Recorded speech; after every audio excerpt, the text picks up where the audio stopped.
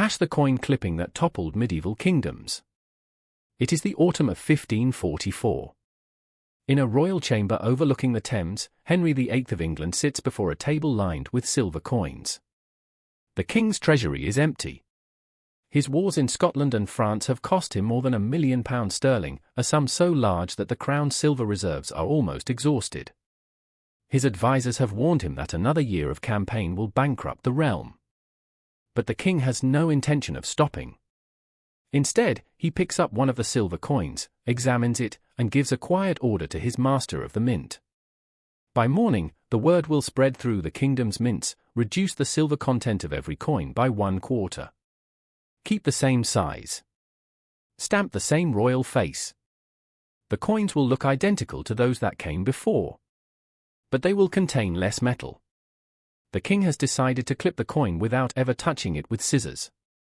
This moment, repeated across decades and kingdoms, would trigger one of history's most instructive collapses.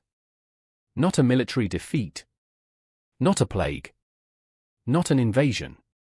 A collapse of confidence in the currency itself. And with it, the collapse of the empire's ability to pay, to trade, and ultimately to rule. The pattern we are about to explore is not unique to Henry VIII or medieval Europe.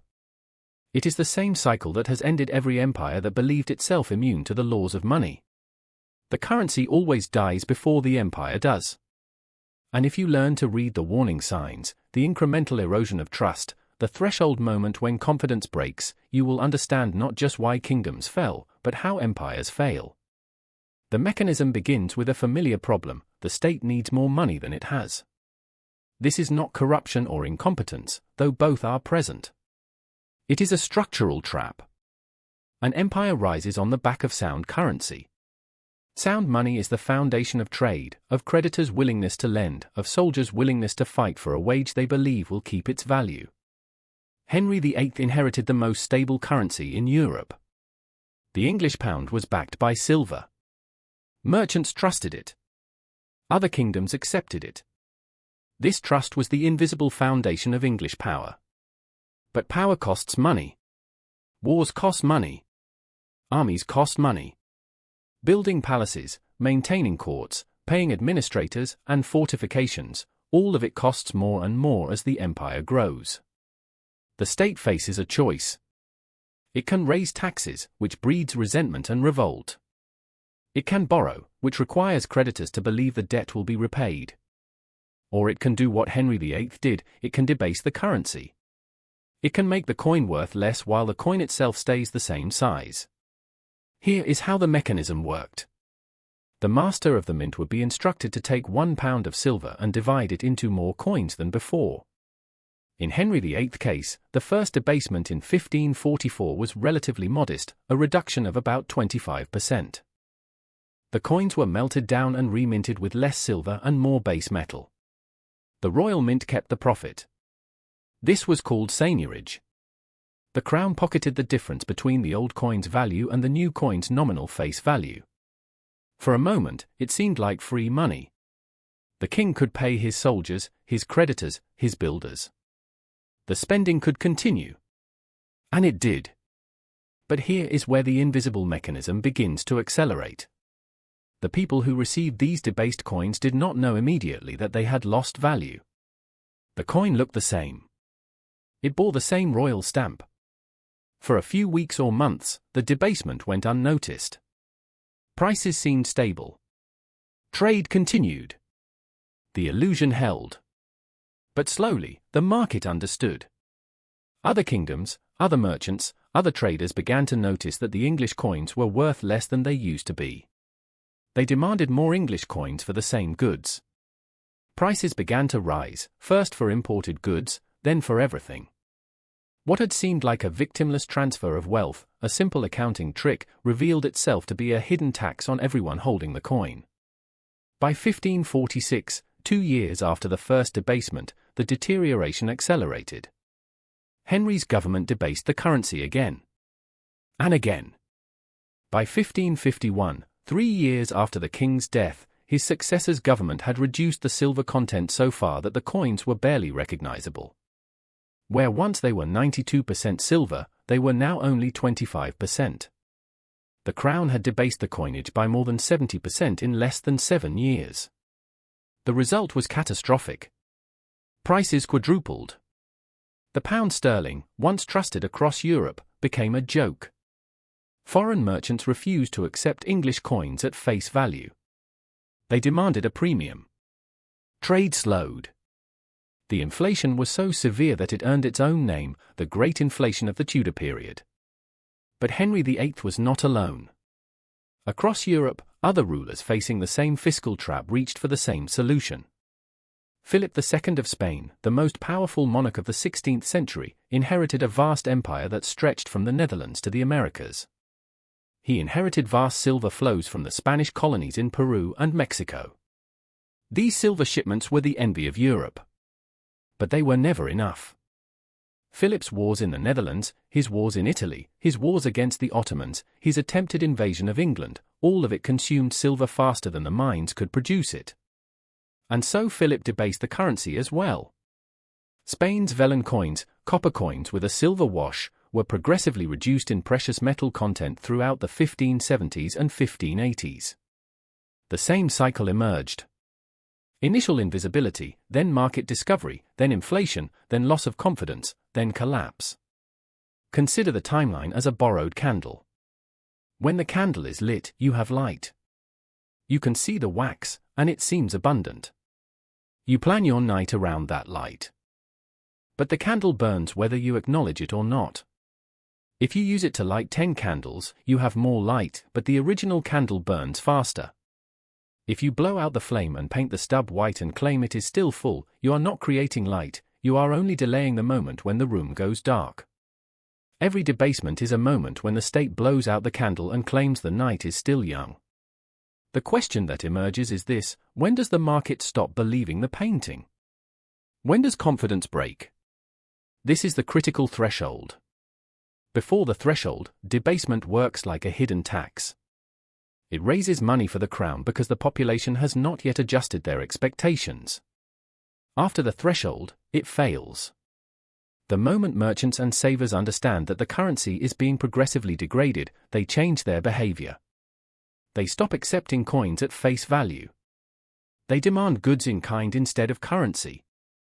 They hoard the old, higher quality coins and spend the new, debased ones as quickly as possible.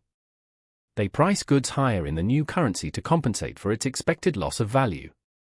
And they refuse to lend to the crown because they understand that they will be repaid in money worth less than what they borrowed. This is what happened in England by 1551. The threshold had been crossed. Creditors stopped lending. Merchants stopped trading. The crown's ability to function, to pay soldiers, to maintain infrastructure, to enforce law, began to unravel. The great irony is this: by debasing the currency to raise more money, the crown had actually reduced its own borrowing capacity. It had destroyed the trust that made empire possible. The recovery came only when the crown stopped debasing the currency. In 1552, under Edward VI and his regent, the government halted the debasements. It took years for confidence to return. It took decades for prices to stabilize. But the moment the crown stopped degrading the currency, the immediate crisis of lost confidence began to lift. The candle had been lit again. This is not a lesson about virtue or honesty. It is a lesson about mechanism. Sound currency is not morality. It is the infrastructure of trust that allows complex societies to function. Spain's experience confirms the pattern. As Philip's wars continued, as the debasement accelerated, the Spanish economy contracted. The vellon inflation of the late 16th century devastated Spanish purchasing power. Merchants and creditors learned to expect debasement, and they adjusted accordingly. Prices rose not because goods were scarcer but because money was worth less. The great Spanish Empire, with its vast silver flows, found that no amount of silver from the Americas could compensate for the loss of confidence in the currency itself. Eventually, Spain's creditors demanded payment in harder currencies. Spain's trade networks contracted.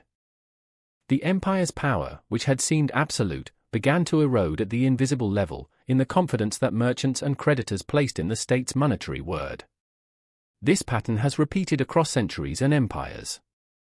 Rome debased the denarius from the time of Marcus Aurelius onward, reducing its silver content from 95% to 5% over the course of 2 centuries. The inflation was so severe that prices expressed in debased denarii became meaningless.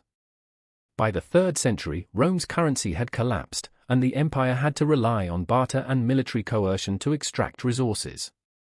The mechanism was the same. The financial trap was the same. The solution, debasement, was the same. And the collapse was the same. There is a false belief that must be corrected here. Many people believe that debasement is a sin of incompetent or tyrannical rulers. The historical record suggests something more troubling. Henry VIII was not an idiot. Philip II was not mad. They were rulers trapped by the same fiscal logic that traps every empire, the need to spend more than they collect in taxes. The debasement was not a moral failure. It was a rational response to an impossible choice. But rationality at the level of the individual ruler does not protect against irrationality at the level of the system. The ruler gains short-term money. The population loses long-term purchasing power. The empire gains a temporary reprieve and loses a permanent foundation of trust. This is why the pattern repeats. Every empire believes itself to be the exception. Every ruler believes that their debasement will be temporary, that the confidence will hold, that the system will somehow survive their spending. And every empire is wrong. The confidence holds until it does not. And when it breaks suddenly. For months, the currency seems stable. Then, in a matter of weeks, merchants lose faith. Prices spike. Lending dries up. The invisible infrastructure of trust, which had seemed indestructible, collapses. The warning signs are visible if you know how to read them. First, the expansion of the money supply outpaces the growth of real goods and services. The state is creating money faster than the economy is creating value. Second, creditors begin to demand higher interest rates to compensate for expected debasement. Borrowing costs spike. Third, merchants begin to shift toward barter or harder currencies. Trade begins to fragment. Fourth, the state finds it increasingly difficult to borrow, even at high rates. The creditors have lost faith. At this stage, the collapse is near. The currency dies before the empire does. Subscribe to see the warning signs before they make the history books.